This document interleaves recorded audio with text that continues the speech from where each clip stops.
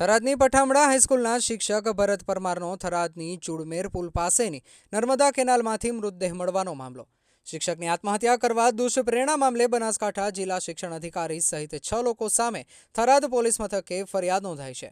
શિક્ષક ભરત પરમાર 2 દિવસ પહેલા વહેલી સવારે ઘરેથી કહ્યા વિના નીકળી જતા હડકંપ મચ્યો હતો। ત્યારે શિક્ષક ભરત પરમારે હું નિર્દોષ છું, મારા વિરુદ્ધ ગણેશભાઈ, લાલજીભાઈ અને ગણપતભાઈએ ષડયંત્ર રચ્યું છે તેવું સ્ટેટસ લગાવી ફરાર થયા હતા। ત્યારે થરાદના ડમી વિદ્યાર્થી કાંડમાં રિસિપ્ટ પર પઠામડા શાળાના આચાર્યનો સિક્કો હોવાથી શિક્ષણ વિભાગે શિક્ષક ભરત પરમારને દોષિત ઠેરવતા શિક્ષકે કેનાલમાં પડી મોતને વહાલું કર્યું હતું। ગઈકાલે શિક્ષકના મૃતદેહને પોસ્ટમોર્ટમ માટે ખસેડી થરાદ પોલીસે વધુ તપાસ હાથ ધરી હતી।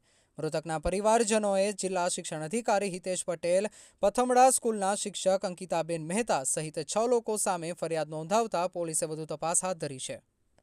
जी भरतभाई दयाराम परमार के जो पथामड़ा शाळामां शिक्षक तरीके फरज बजावता हता अने गत तारीख 13/3/25 ना रोज घरेथी जाण कर्या विना खूब वहेली सवारे ए जता रहेल हता। जे बाबतनी गुम जाणवा जोग थराद पोलीस स्टेशन खाते दाखल करवामां आवेल हती અને આજે 14/3 ના રોજ એ ચુડમેર પાસે જે કેનાલ પસાર થાય છે ત્યાંથી તેમનો મૃતદેહ મળી આવેલો છે, જેના આધારે ગુનો દાખલ કરી અને કુલ 6 આરોપીઓ વિરુદ્ધ પોલીસની કુલ 3 અલગ અલગ ટીમો બનાવી અને તેમની શોધખોળ અને અટક માટેની કાર્યવાહી હાથ ધરેલ છે અને આ બાબતની આગળ વધુ તપાસ ચાલુ છે।